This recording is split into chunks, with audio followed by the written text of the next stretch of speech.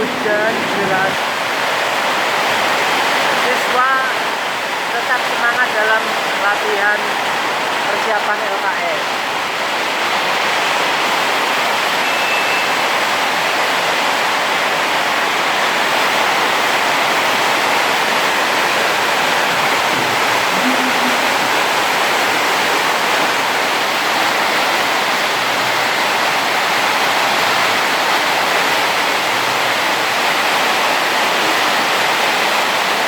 Hari kedua dia latihan pengelasan.